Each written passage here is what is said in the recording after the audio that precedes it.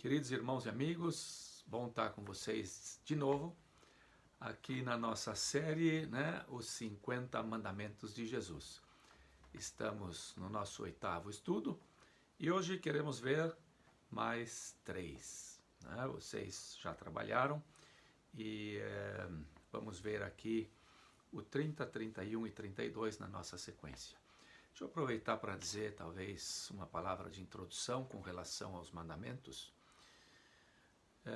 Esses mandamentos e essas ordens de Jesus, elas são dadas aos discípulos, aqueles que são os filhos de Deus e que também, através da força e do poder do Espírito Santo, têm o poder e a força e o desejo no coração de fazer a vontade do seu Senhor.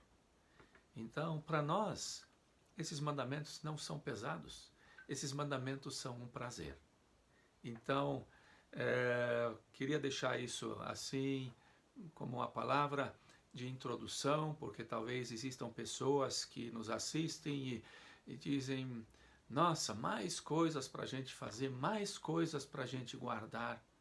Se eu sou de Jesus, vou ter o maior prazer em guardar a sua palavra, obedecer e assim, como nós vimos no primeiro estudo, mostrar o amor que eu tenho por ele, tá? Vamos para o de número 30. Jesus diz, não desprezem os pequeninos. Está lá em Mateus capítulo 18, versículo 10. Vede, não desprezeis a qualquer desses pequeninos, porque eu vos afirmo que os seus anjos nos céus veem incessantemente a face do meu Pai que está no céu. E a pergunta número A, quem são esses pequeninos? No versículo 2 do capítulo 18, vou fazer um outro parênteses aqui, Mateus ele tem muito ensino do capítulo 5 ao 7. E aí depois tem vários acontecimentos, ele cura, ele viaja por muitos lugares, existem muitas experiências que Mateus compartilha de Jesus. Claro que sempre tem ensinamentos no meio. Mas o capítulo 18 e o começo do 19 é de novo assim, muito ensino de Jesus. Então, Mateus 18, versículo 2. Havia um problema, os discípulos perguntaram, quem é o maior no reino dos céus? E Jesus então, chamando uma criança, colocou-a no meio deles e disse, em verdade vos digo, que se não vos converterdes e não vos tornardes como uma dessas crianças, de modo algum entrareis no reino dos céus. Então, os discípulos tiveram que aprender aqui uma lição, que esses pequeninos, eles são muito importantes para Jesus. Segundo o versículo 2, são os pequeninos. No versículo 6, qualquer porém que fizer tropeçar a um desses pequeninos que creem em mim, melhor lhe fora que se lhe pendurasse ao pescoço uma grande pedra de moinho e fosse afogado na profundeza do mar. Que Jesus já está falando de pessoas que não necessariamente são crianças, mas que são pessoas simples, que estão colocando a sua fé nele. E então nós temos aqui crianças e nós temos pessoas também maiores. B. Qual o argumento que Jesus usa para mostrar a importância desses pequeninos? Tanto as crianças, como essas pessoas assim, às vezes tão simples, que colocavam a sua fé em Jesus. E uma fé de uma criança como Jesus, que é uma confiança total e plena. Muitas vezes eles eram ridicularizados, talvez menosprezados. E Jesus diz, olha, muito cuidado. Não faça nenhum deles tropeçar. E no capítulo 18, versículo 10, que é o nosso texto, Jesus diz, não desprezem eles. Não desprezem. Tenham eles em muita consideração como muito especiais. E aí ele também diz por quê. E é interessante o argumento que ele usa. Porque os seus anjos nos céus veem incessantemente a face do Pai Celeste. Ou seja, Jesus diz, eles podem parecer insignificantes para vocês, pequeninos, sem muito valor, sem muita capacidade, nem nada disso, mas eles são tão especiais para Deus, para o Papai do Céu, que Deus manda anjos para cuidarem deles. E esses anjos estão na presença de Deus, que é o maior de todos. Então, é interessante aqui também, de novo, esse argumento de Jesus, porque nós, como pessoas, nós tendemos a avaliar as pessoas, né, e de acordo com a idade que eles têm, com o status social e tudo isso, nós categorizarmos elas. E Jesus aqui dá uma importância a essas pessoas que são simples, que são novinhas e que são pequenas. Por último, no C, quem seriam os pequeninos na parábola da ovelha perdida? Porque logo em seguida, no versículo 12, Jesus conta a parábola daquele homem que tinha 100 ovelhas e uma se extravia, e ele vai atrás daquela ovelha, ele a encontra, e ele atrás, existe muita alegria quando ele a encontra. E aí Jesus diz no 14, assim, pois, não é a vontade de vosso Pai Celeste que pereça um só desses pequeninos. Esses pequeninos do qual ele está falando agora são essas pessoas que muitas vezes são talvez fracas na fé. Elas são fracas na luta, por exemplo, contra o pecado. São pessoas que estão querendo seguir Jesus. E elas têm uma vida onde eles procuram se consagrar e procuram ser vitorioso e vencer, mas elas, de repente, têm uma área na vida que é fraca. Penso sobretudo em pessoas que têm determinados vícios e volta e meia cai, mas aí eles se arrependem e querem de novo. O que fazemos? Jesus diz, olha, cuidado, não menosprezem essas pessoas, porque eu vim para salvar. Enquanto essas pessoas se arrependem e querem continuar seguindo Jesus, nós temos que apoiá-las. Por isso o apóstolo Paulo em Romanos 15, 1 diz, ora, nós que somos fortes, devemos suportar as debilidades dos fracos. Essas pessoas que às vezes andam tropeçando, que têm muita dificuldade, mas elas estão seguindo o caminho, e isso é suficiente, isso é bom. O problema é quando elas viram as costas e não querem mais. Eu tive pensando um pouquinho sobre isso aqui também, e eu lembro que antigamente na nossa igreja nós sempre tomávamos vinho, e um bom gole de vinho com álcool. E de uns anos para cá, nós também mudamos esse costume. Talvez não foi nem tão fácil, porque alguns disseram que a ceia tem que ser com vinho. Não, a Bíblia diz que é com o fruto da videira. Então hoje nós optamos pelo suco de uva. Por quê? Porque nós tínhamos pessoas que saíram do vício do álcool, venceram inclusive esse vício, e agora tinham dificuldade em compartilhar a ceia conosco porque tinha álcool no vinho. E eu acho que a igreja acertou nesse momento, quando ela disse, sabe o quê? Enquanto nós tivermos esse problema no nosso meio, todo mundo decide fazer a ceia com o suco de uva, em consideração com aquele que é mais fraco. Tá? Então, aqui algumas dicas para entendermos também e podermos aplicar bem aqui essa ordem de Jesus. Não desprezem os pequeninos, senão cuidem bem deles, ajudem eles a crescer. O de número 31. Vá a teu irmão se ele pecar contra ti. E aqui, versículo 15 do capítulo 18. Se o teu irmão pecar contra ti, vai arguí-lo entre ti e ele só. Se ele te ouvir, ganhaste o teu irmão. E aqui a nossa primeira perguntinha. No processo de ganhar ao pecador, quais são os meus deveres como irmão? Então, o irmão pode pecar. Eu posso pecar. Aqui a minha Bíblia diz contra ti, mas esse contra ti está entre parênteses. Todo pecado ele é nocivo. Ele prejudica a minha vida espiritual e pode com isso também acabar prejudicando inclusive a igreja. Por isso, de certa forma, todo pecado, mesmo de um irmão, né, também é contra mim, porque faço parte desse corpo. Então Jesus, ele diz que o irmão pode pecar. Mas quando isso acontecer, vai lá e procure corrigi-lo. Procure ele ajudar que esse caminho não é o caminho pelo qual ele deve seguir. E se ele, se ele não ouvir, aí vem o segundo passo.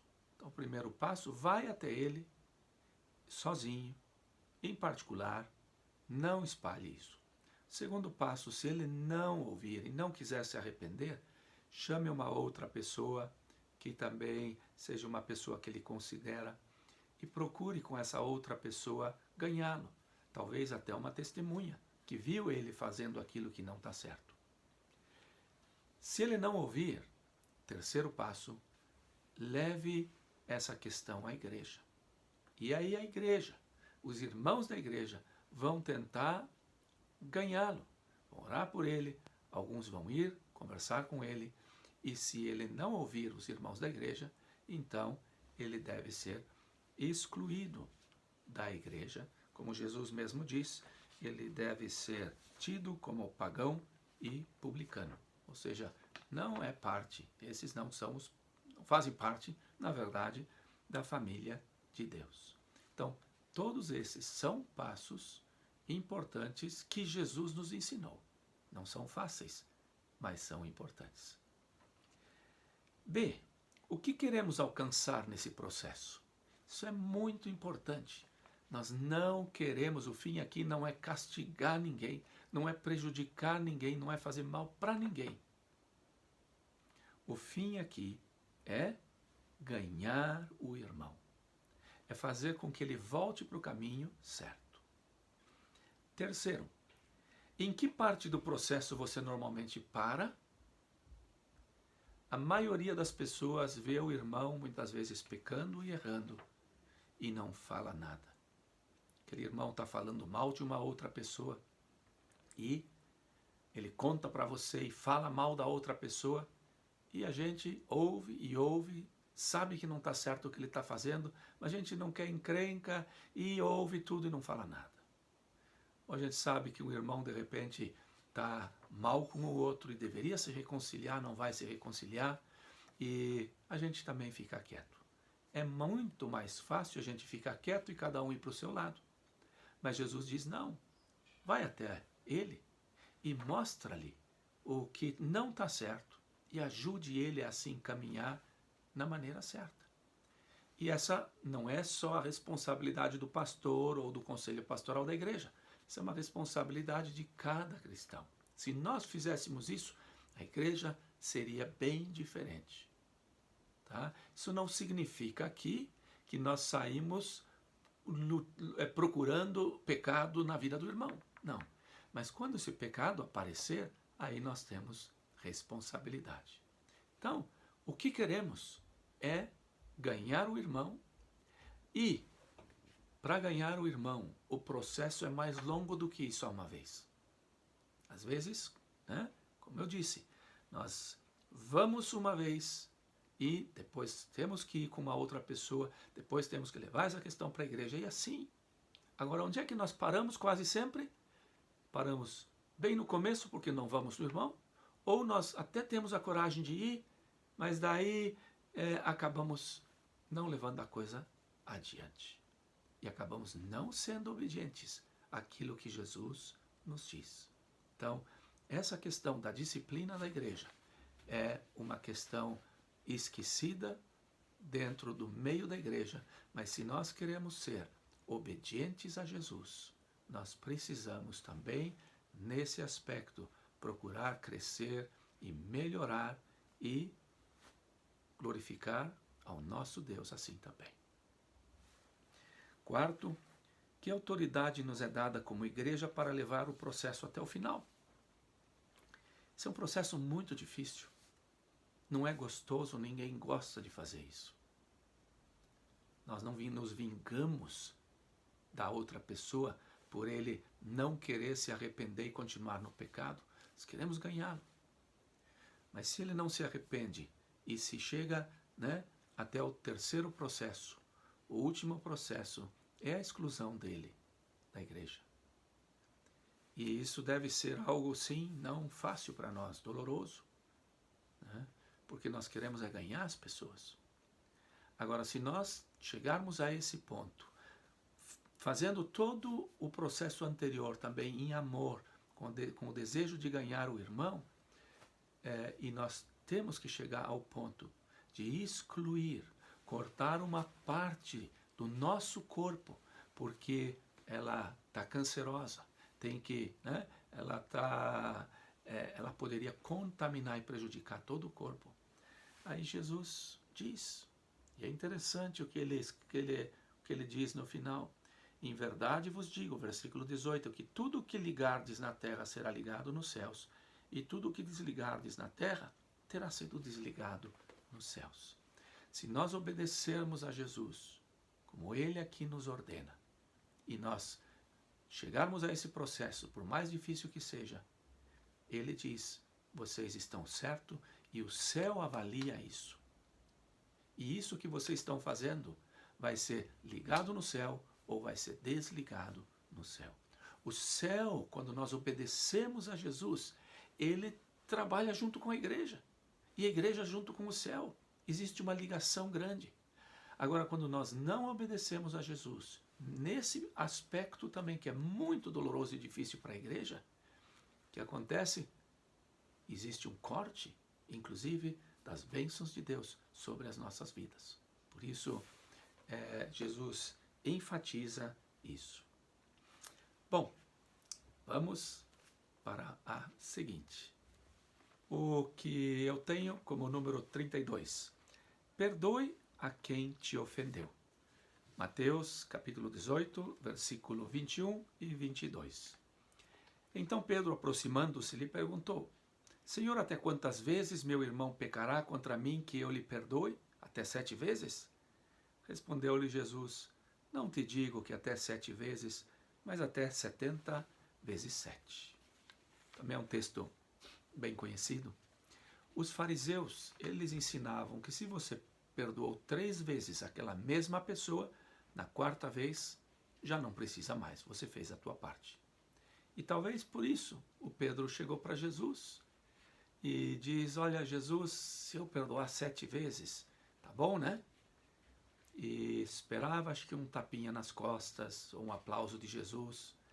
Mas Jesus diz: olha, Pedro, não, 7 não é suficiente, 70 vezes 7. Eu imagino que o Pedro quase caiu da cadeira, né?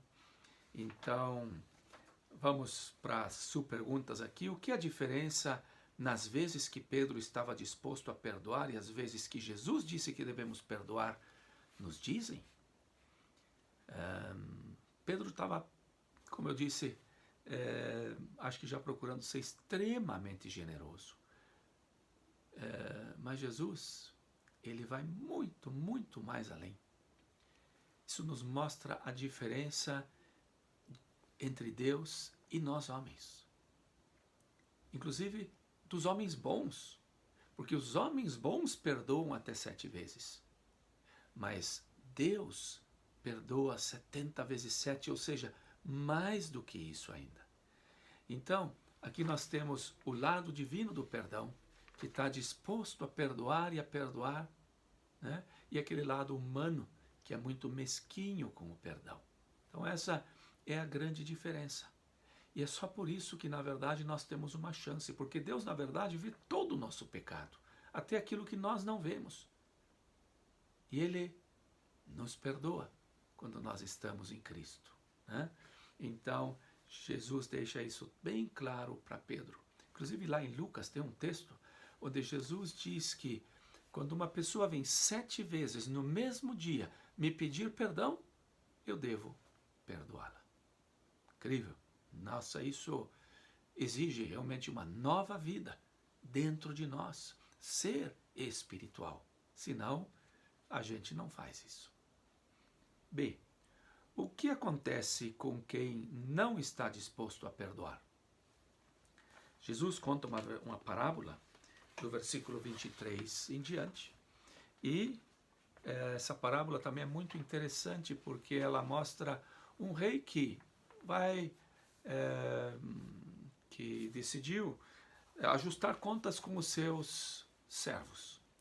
E um deles devia 10.000 denários. E ele sabe que não pode pagar. Isso é muito, muito dinheiro naquela época. Um denário calculado, hoje eu calculei esses dias, dá 17 mil reais. Imagina 10.000 denários. E o homem pede que, por favor, ele seja perdoado, porque ele não vê como pagar. E o rei, então, perdoa. Aí ele sai dali e tem um outro servo dele, o que estava abaixo dele, que estava devendo 100 denários. Era um trabalho de 100 dias. Mas um talento tinha mais de 3.000 denários. A diferença é gritante. E esse diz, olha, por favor, me perdoe. E ele não perdoa. Ele simplesmente castiga aquele um pela pequena dívida que tinha. O rei, nessa história, simboliza Deus.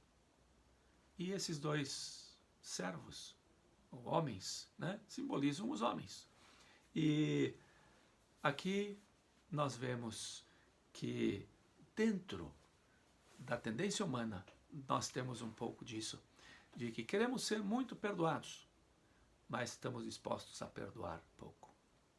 E Jesus chega e diz, versículo 34, indignando-se o seu senhor, o entregou aos verdugos até que lhe pagasse toda a dívida.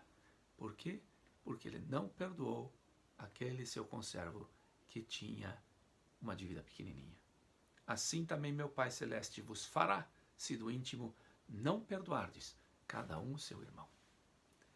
Se do íntimo não perdoardes. Então, o que Jesus está dizendo aqui, perdoar não é uma opção. Perdoar é uma ordem que Ele nos dá, que devemos levar em consideração. Paulo mesmo, para a igreja, diz, antes sede uns para com os outros benignos, compassivos, perdoando-vos uns aos outros, como também Deus em Cristo vos perdoou. O perdão nós estendemos não porque o outro merece. O perdão é estendido como um ato de misericórdia. Assim também Jesus lá na cruz estendeu o perdão àqueles que o haviam prejudicado tanto, orando inclusive, intercedendo por eles, para que Deus não o prejudicasse. E é um tema muito importante. Sabe por quê? Porque o perdão que eu dou horizontalmente para o meu próximo, ele determina o meu perdão na vertical. Ele determina se eu sou perdoado ou não sou perdoado. A oração do Pai Nosso nos indica isso, que Deus nos perdoa assim como nós perdoamos aos nossos ofensores, ou aqueles que nos fazem mal. Por isso, o perdão precisa acontecer, E precisamos perdoar porque nós precisamos do perdão. E tudo que nós perdoarmos as pessoas desse mundo, por pior que seja a atrocidade que ela tenha feito, é muito pequenininho comparado com o que nós fizemos contra o Deus Santo. Leia a parábola, compartilhe o que Deus colocar no teu coração, espero que você tenha feito isso. E a última, sendo o perdão tão importante, existe alguém que eu preciso perdoar? Aqui, deixa eu até dizer alguma coisa. Às vezes nós dizemos, tá, se ele se humilhar e vier pedir perdão, eu vou perdoar. Não. Jesus perdoou ali na cruz aqueles que fizeram tanto mal a ele, sem eles pedirem perdão. E essa a norma que nós também devemos ter. Nós devemos estar dispostos a perdoar no íntimo, ainda que a pessoa não tenha pedido perdão. Sabe por quê? Primeiro, porque é uma ordem. Segundo, porque se você não perdoar, essa mágoa vai envenenar a tua vida. Terceiro, Porque se você não perdoar, você não pode e não vai conseguir mais ter uma atitude de amor para com esse próximo, para com essa pessoa. Sempre vai estar com a cara fechada, virada e talvez até cortando os relacionamentos. Isso não vai ajudar ele. Você pode até não liberar o perdão, aquela dívida que ele tem naquele momento, porque isso não ajuda, mas esse é um tema talvez para uma outra vez. Mas no teu íntimo você precisa perdoar completamente essa pessoa. Faça isso, porque senão Deus está segurando a tua dívida com ele lá no céu. Ore, se coloque na presença de Deus, deixe ele te mostrar quem você não perdoou. E perdoe, perdoe, perdoe. Isso é muito importante para a tua vida, para você também poder subsistir diante do Deus que quer te perdoar, tá? Um grande abraço e até o próximo estudo, se Deus permitir.